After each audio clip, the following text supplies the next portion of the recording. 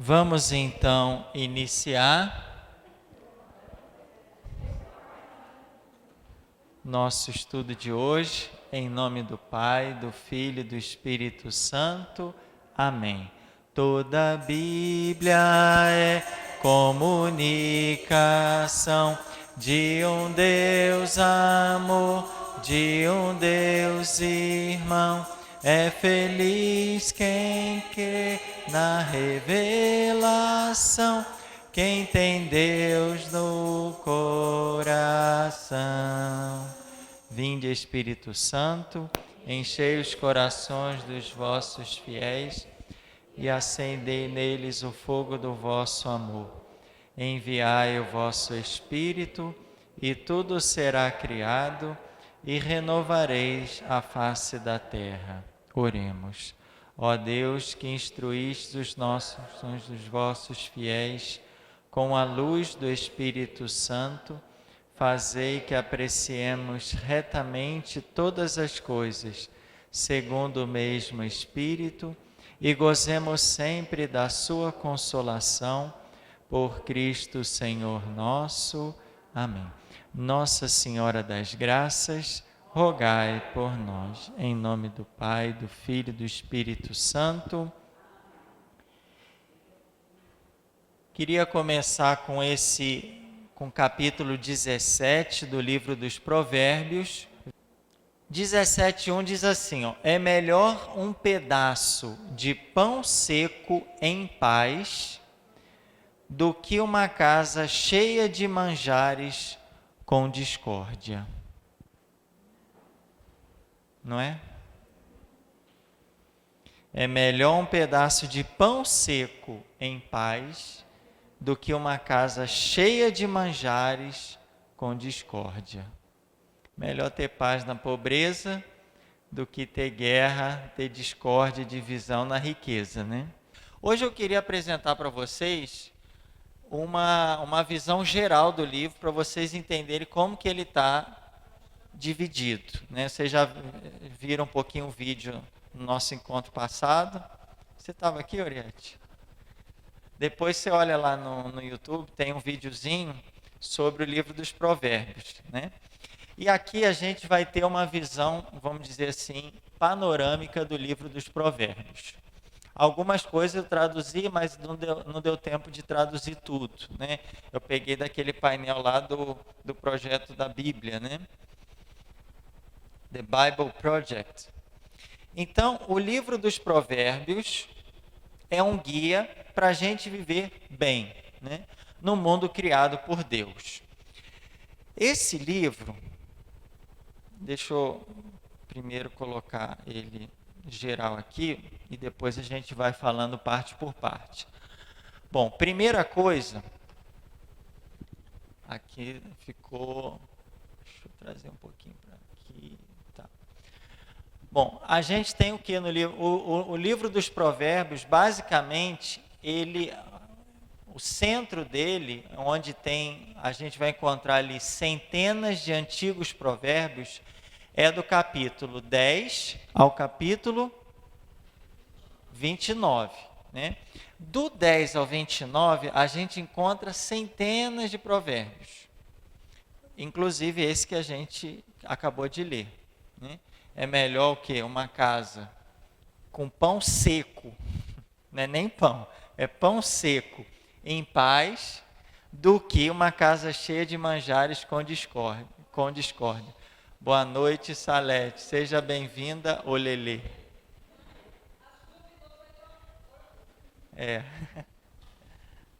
Então, do 10 ao 29, a gente vai encontrar centenas de provérbios, variados, tá?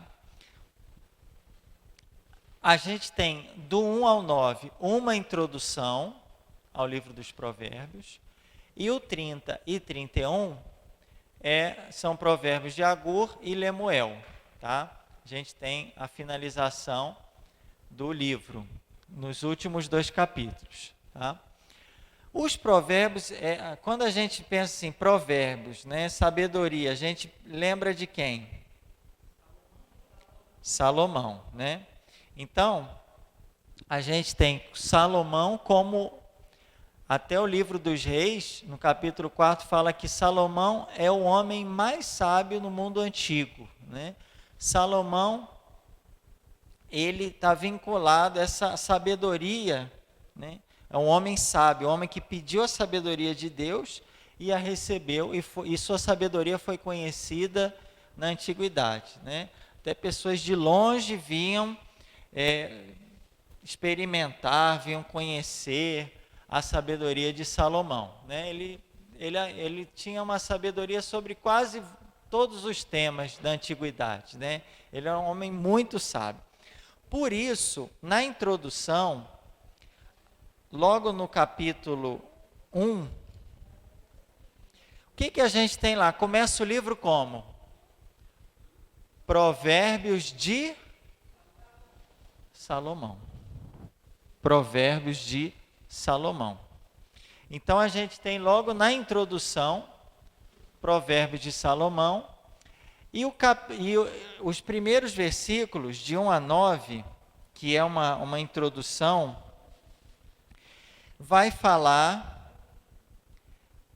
logo de uma palavra que vai fazer parte quase que de todo o livro. Aliás, duas palavras importantes aqui que vai aparecer. Primeira palavra, sabedoria.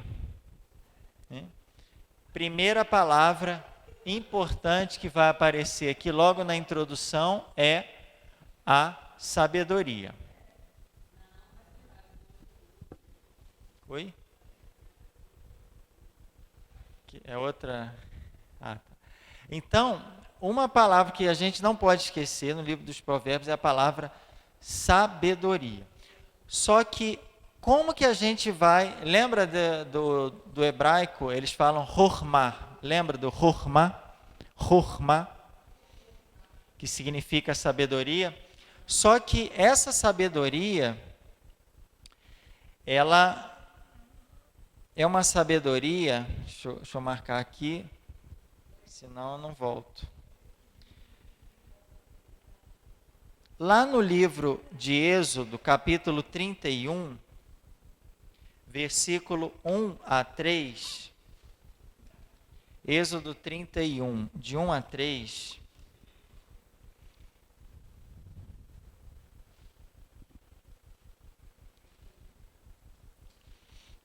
é que a gente vai entender que sabedoria é essa.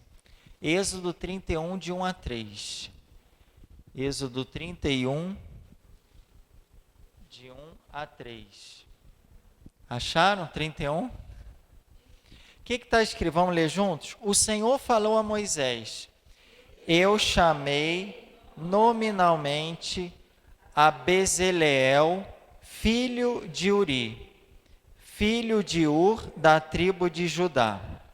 Enchi-o do Espírito de Deus, de sabedoria, inteligência e conhecimento para qualquer obra, para projetar trabalhos em ouro, prata e bronze, lapidar pedras e engastá-las, entalhar madeira e executar qualquer obra.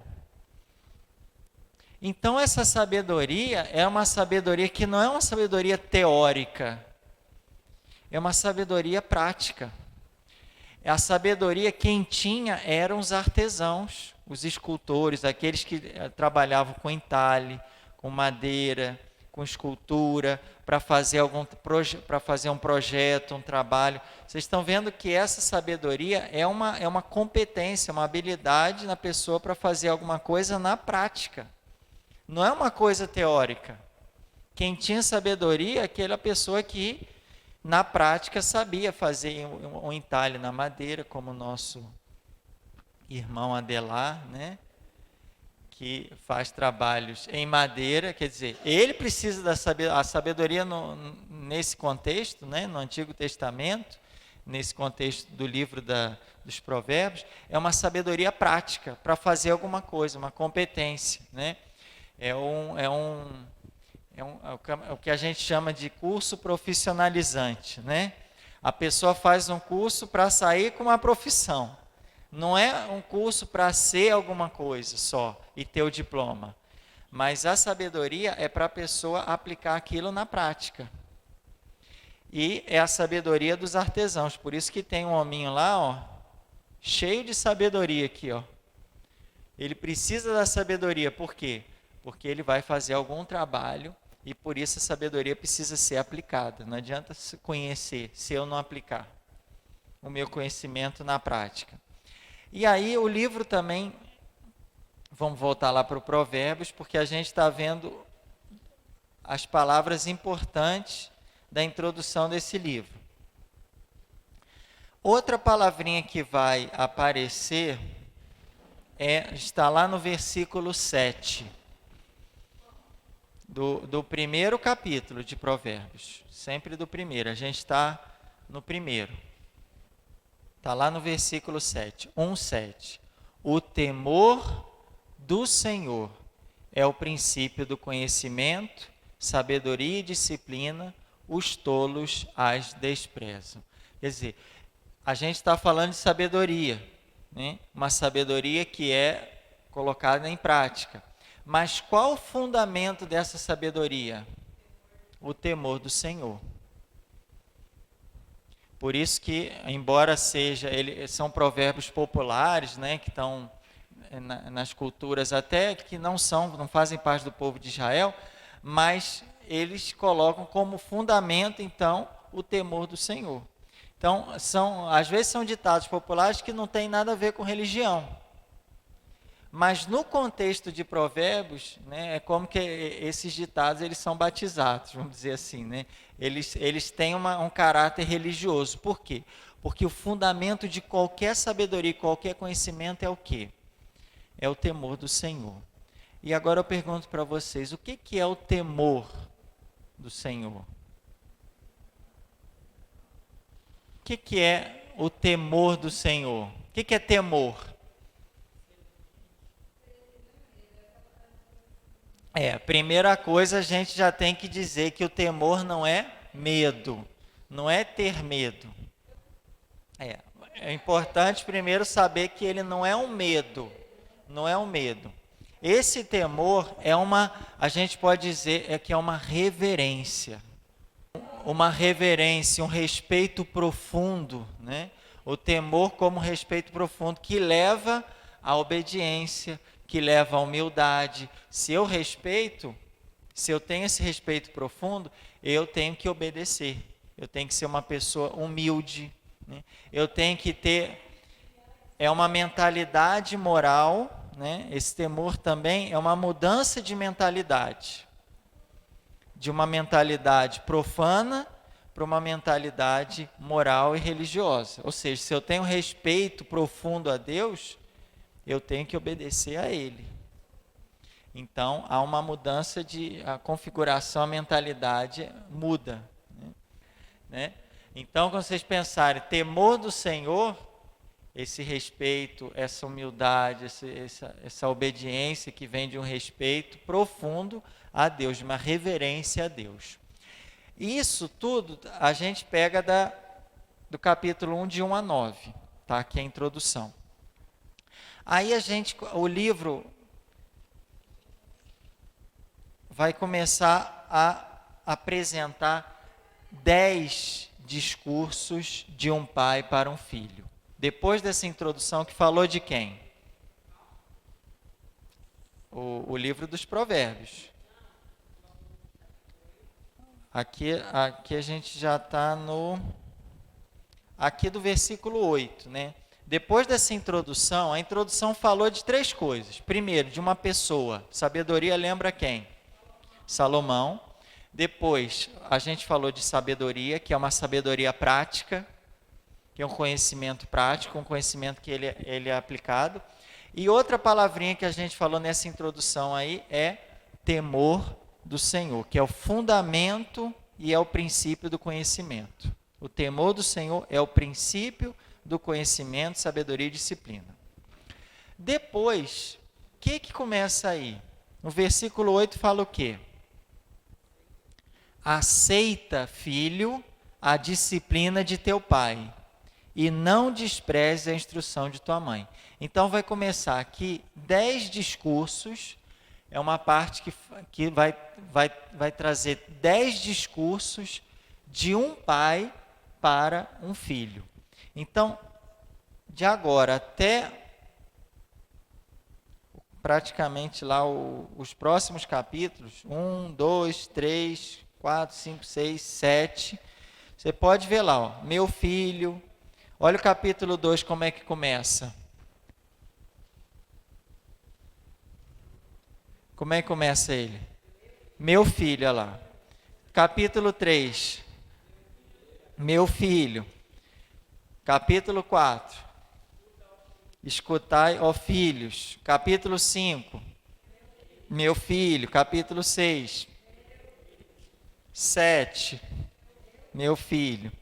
Aí vem o capítulo 8 e 9, que muda um pouquinho. Você vê que esses capítulos, os 7 capítulos iniciais apresentam discursos de um pai para um filho.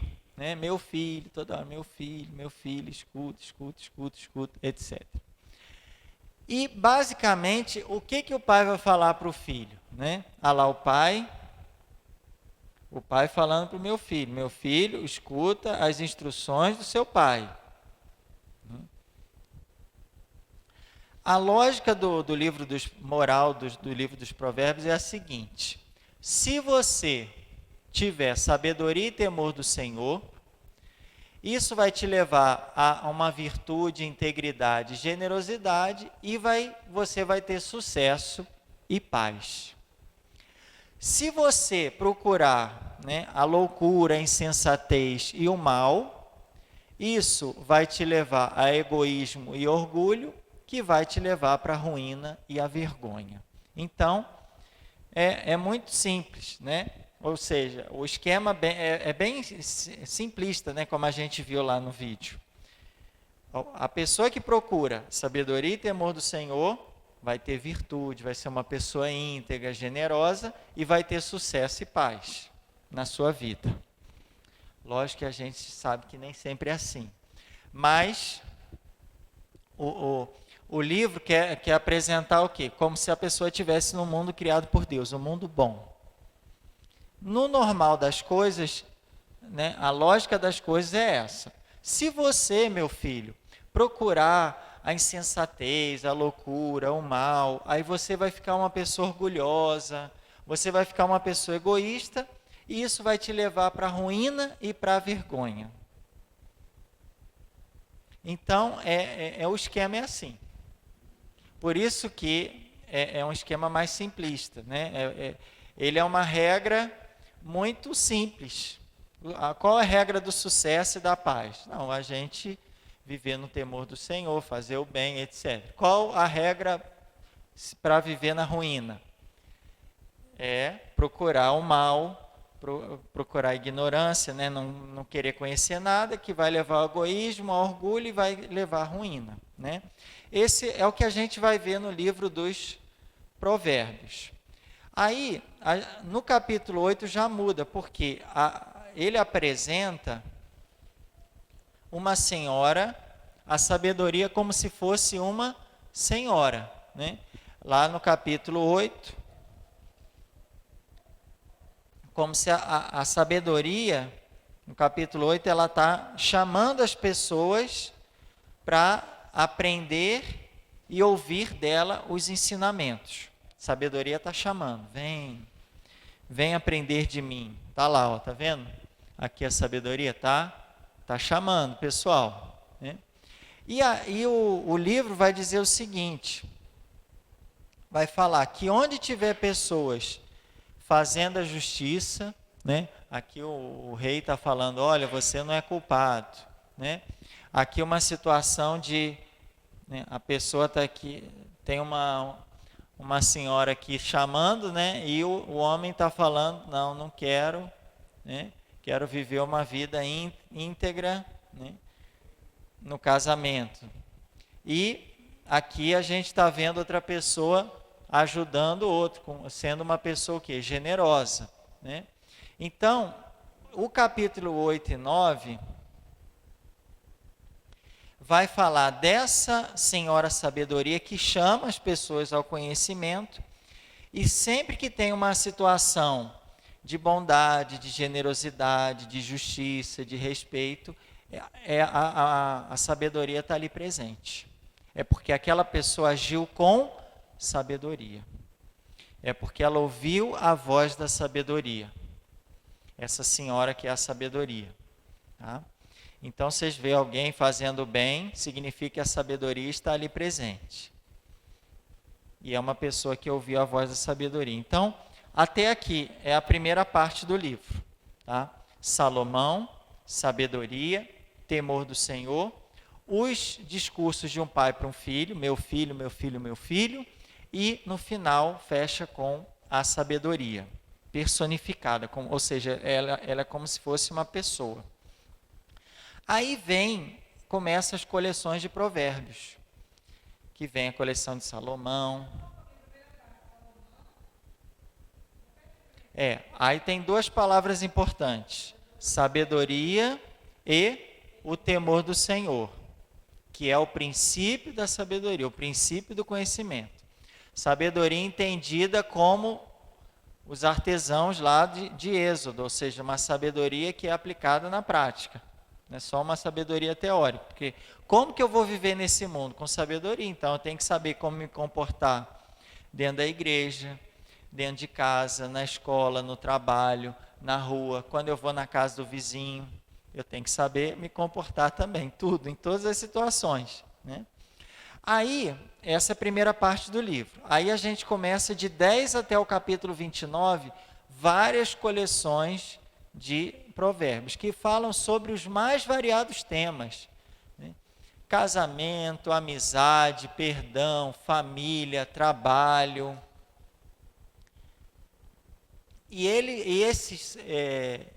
Todos esses provérbios, né, é a aplicação daquele princípio lá que a gente viu. Se você viver no temor do Senhor, se você for uma pessoa boa, você vai ter mais virtude, ser uma pessoa virtuosa e vai ser uma pessoa de sucesso. Se você procurar o mal, vai ser uma pessoa orgulhosa e isso vai te levar à ruína. Tá? Então, a gente vê várias coleções aqui de provérbios, né? Só que o provérbio, gente, ele tem esses provérbios, ele tem o seguinte: os provérbios são probabilidades, ou seja, se você teme a Deus e tiver sabedoria, as coisas vão ir bem. Se você não temer a Deus e tiver a loucura, a insensatez, as coisas não vão muito bem assim. Só que os provérbios, ele não faz promessas. A gente não pode ver o livro dos provérbios como promessa. Eu estou fazendo, então vai dar certo? Vou ter sucesso na vida? A gente sabe que nem sempre, né? É um caminho do bem, é o caminho certo. Mas nem sempre a gente vai ter paz, a gente vai ter sucesso. Às vezes a gente vai passar por muito sofrimento. Então, o livro dos provérbios, ele fala disso, ele dá esses conselhos, mas ele não dá garantias. Por quê? E aqui a gente vê nessa parte, né? Porque o foco do livro dos provérbios são as regras gerais. Mas a gente sabe que toda regra tem a sua exceção. E a exceção da regra a gente vai ver no livro de Eclesiastes e a gente viu no livro de Jó. A gente viu que a regra tem a sua exceção porque Jó era um homem bom, fiel a Deus, temente e, no entanto, sofreu tudo aquilo que ele sofreu. Então, ali, ele seguiu certinho o livro dos provérbios, mas ele é uma exceção da regra. Como às vezes a gente é uma exceção. Às vezes a pessoa que a gente conhece pessoas que são exceção a essa regra, que foram tementes a Deus, que foram fiéis e tudo, mas se deram mal. assim, sofreram muito, estão sofrendo muito, né? São pessoas que não tiveram sucesso na vida, né? Como a gente vê aí na televisão, né? Quem é uma pessoa de sucesso, né? Como a televisão coloca, né? Fulano é famoso, né? Não sei quem é celebridade. Às vezes celebridades não são aquelas que foram fiéis ou seguir a sabedoria do Senhor. Então, o livro dos Provérbios quer dar regra geral, mas a gente sabe que muitas vezes a regra tem a sua exceção. E a exceção vai aparecer no livro de Eclesiastes e no livro de Jó, né? Deixa eu ver se tem alguma coisa aqui embaixo. Não, beleza. Então, essa é a centralidade do livro. Olha lá, centenas de antigos provérbios. E aí,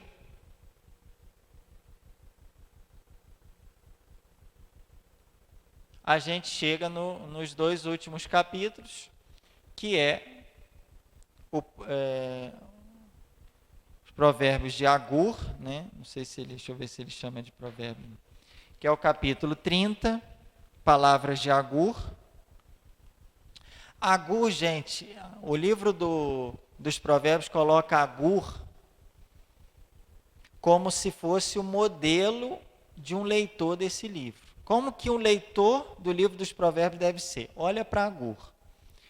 Agur, ele começa falando o quê? Sou o mais insensato dos mortais. E a sabedoria humana não está comigo. E o conhecimento dos anjos me escapa. Né? Então, primeiro ele vai reconhecer que ele não sabe. Porque para a pessoa aprender, ela tem que primeiro falar, eu não sei. Você me ensina? Porque se a pessoa fala, eu já sei, tá bom, então você não precisa aprender mais nada. Mas quando a gente fala, olha, eu não sei, então eu posso sempre aprender. Então, o que ele faz? Ele reconhece que ele não sabe nada, né? Diante de Deus. Ele vai perguntar aqui no versículo 4, quem subiu aos céus e de lá desceu? Quem reteve o vento em suas mãos? Quem recolheu a água no seu manto? Quem definiu todos os limites da terra? Qual o seu nome e o nome de seu filho, se o sabes? Toda a palavra de Deus é comprovada. Ele é um escudo para quem nele confia. E aí, recebendo essa sabedoria, ele coloca aqui uns provérbios para a gente. Inclusive, vai aparecer aqueles provérbios numéricos que a gente viu, né? Lá dos roedores, do gafanhoto, da lagartixa, do leão, do galo, né? Dos animais, e são provérbios numéricos também. Então, quem que é Agur? É esse modelo de um leitor desse livro. Né? É como a gente deve ler o livro dos provérbios. Senhor, eu sou ignorante em tantas coisas, por isso me dá sabedoria, né? Me mostra o caminho certo. E aí, a partir desse momento, o Senhor dá uma luz especial, nos dá sabedoria para discernir o caminho correto. E o capítulo 31 vai aparecer uma outra pessoa chamada Lamuel, aqui traduzido por Lamuel, né? Tá vendo? Palavra de Lamuel. Lamuel é um rei que não fazia parte do povo de Israel, mas que ele coloca aqui o ensinamento de quem? Da sua mãe. Lamuel é aquela pessoa que ouviu os conselhos da sua mãe e agora está partilhando, né? Foram ensinadas por sua mãe. Então ele coloca aqui os conselhos, o que sua mãe aconselhou ele a fazer, né? Cuidar. Aí vem a história do vinho, né? Lembra do vinho que a gente falou, né? Está aqui nos provérbios de Lamuel. E no final do livro aparece então um poema alfabético, né? Que tem as letras aí do alfabeto, tá vendo? Aleph, Bet, Gimel. Esse poema é numerado com as letras do alfabeto, falando da mulher de valor, né? Uma mulher de valor é boa para o seu marido, é boa com os pobres, com os seus filhos e, né, no comércio, com os mercadores, enfim, em qualquer ambiente que ela estiver, ela vai mostrar essa virtude, ela vai mostrar o seu valor, por quê? Porque ela tem a sabedoria. Então, essa parte aqui, ó, vocês estão vendo que fala da sabedoria, aparece a mulher no capítulo 8 e 9, né? Essa mulher aqui, que é a Senhora Sabedoria, e no final volta a falar da mulher, né? A mulher sábia. Aqui a Senhora Sabedoria, lembra da mulher? A Senhora Sabedoria que aparece aqui, e aqui no final do livro, a mulher sábia, né? Muito mais preciosa do que as joias, né, Dona Joana? Sempre dá alegria e nunca desgosto, todos os dias de sua vida. Trabalha com suas mãos, se levanta de noite para dar alimento aos criados e sustenta as empregadas. Examina o terreno e o compra, e com o ganho de suas mãos planta uma vinha, compra o lote, já planta ali no lote.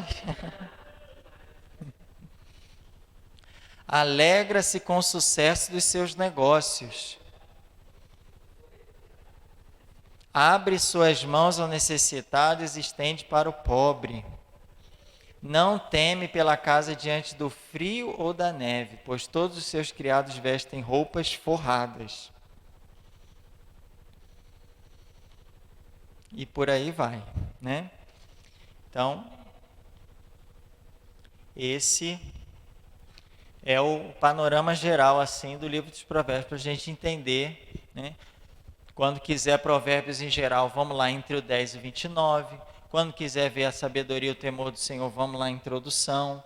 Se a gente quer ver os conselhos de um pai para um filho, lê no capítulo 1, né, 8, até o capítulo 7, né, os primeiros capítulos, são 10 conselhos de um pai para um filho, 10 coleções de conselhos de um pai para o filho, e a chuva continua, né, molhando a terra. Depois vem coleções, né, sobre vários temas e por aí vai, né? Então, só para a gente ter essa cobertura geral do livro. Agora, a gente vai continuar de onde a gente parou. A gente estava falando algumas partes do livro, né? Muita coisa vai voltar a aparecer aqui. Por exemplo, o elogio da mulher virtuosa, que a gente acabou de ler, né? Há uma grande estima pela mulher, como existia em Israel depois do exílio, né? Não é à toa que nós temos depois do exílio o livro de Judite, o livro de Esther e o livro de Ruth. É sempre a mulher que salva o povo, né? Sempre a mulher que intercede, a mulher que está ali na linha de frente, a mulher que tem uma posição privilegiada com relação ao povo de Israel, né? O pessoal fala muito, não, porque é machismo, mas há um grande elogio da mulher no Antigo Testamento, principalmente depois do exílio, né? E nós temos esse livro, né, paralelo com coleções dos sábios do Oriente extrabíblico, ou seja, a gente vai perceber que algumas ideias e até expressões desse livro aqui de Provérbios vão aparecer em livros não bíblicos do Oriente Antigo, né, que ele fala extra-bíblico. Por exemplo, a gente tem lá entre os egípcios a instrução de Ptah-hotep, né, que recomenda cuidado ao falar, que está lá em Provérbios 12, cuidado ao receber presentes, né? Fala a solicitude com os pobres, o filho sábio que alegra os seus pais. Então, tem coisas aqui, ideias e expressões que vão aparecer também na literatura fora da Bíblia, em livros fora da Bíblia. Ou a instrução de Amenemope, que se parece com Provérbios 22 e 24. Ou a instrução de Mericare, que fala da serenidade. Isso aqui, os estudiosos vão vendo outros documentos fora da Bíblia e vão comparar, nossa, como que é ele usa a mesma expressão, a mesma ideia, né? E também, fora do egípcio, nós temos a sabedoria de Aquior, que é um personagem assírio, que recomenda a atenção à palavra dos sábios, a necessidade de preservar o coração e a providência divina, né? Essa afinidade dos provérbios não é surpresa para a gente. Por quê? Porque os provérbios pegam justamente esses ditados, essas ideias, essas expressões da vida do povo, né? E a experiência da vida e as normas que ela dita são as mesmas em todos os povos, independente das crenças religiosas. Quer dizer, se a gente for olhar todos os povos, vai ver que tem muita coisa parecida, porque a experiência que eles têm, os povos têm, é a mesma que nós temos, em contexto diferente, né? Eles usam a roupa às vezes diferente, mas a experiência que outros povos têm são a mesma que nós fazemos, da alegria, da tristeza, da dor, do sofrimento, da disciplina, da sabedoria, né? Então, não é de se estranhar que haja um paralelo entre o livro dos Provérbios e outros livros, né? Então, essa sabedoria humana e universal, ela foi assumida pelo autor sagrado, que a reconsiderou, então, sob a luz dos seus princípios da fé, né? Então, ele pegou essa sabedoria popular e revestiu-a de um caráter religioso, né? Colocando como princípio de tudo o quê? O temor do Senhor. Então, a gente vai ver, por exemplo, a vida e o comportamento do homem são colocados em relação ao Criador, né?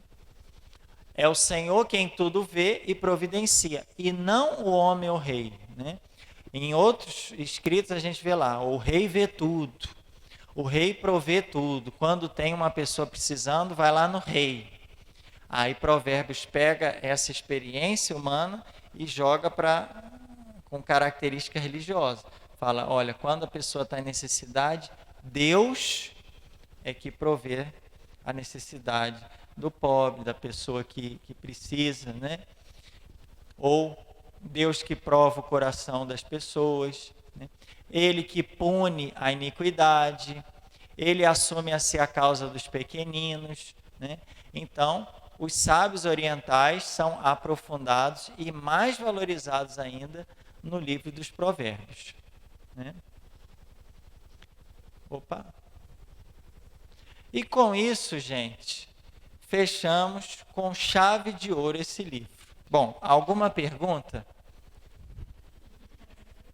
O pessoal falou que esse menino é seu Juscelino quando era criança. Aí não teve seu Juscelino, candidato ao diaconato permanente. E como não teve pergunta, ele falou, cadê o seu Juscelino quando era criança? Porque segunda-feira não teve pergunta nenhuma, o pessoal ficou procurando. Bom, eu tenho uma perguntinha para vocês sobre esse livro. O capítulo 7 de Provérbios faz diversas advertências contra a mulher adúltera. Ele se refere a um homem que foi seduzido pelas palavras dessa mulher. E o capítulo compara a 3 situações envolvendo animais. Dentre essas situações, não se encontra, então, o homem que é seduzido pela mulher.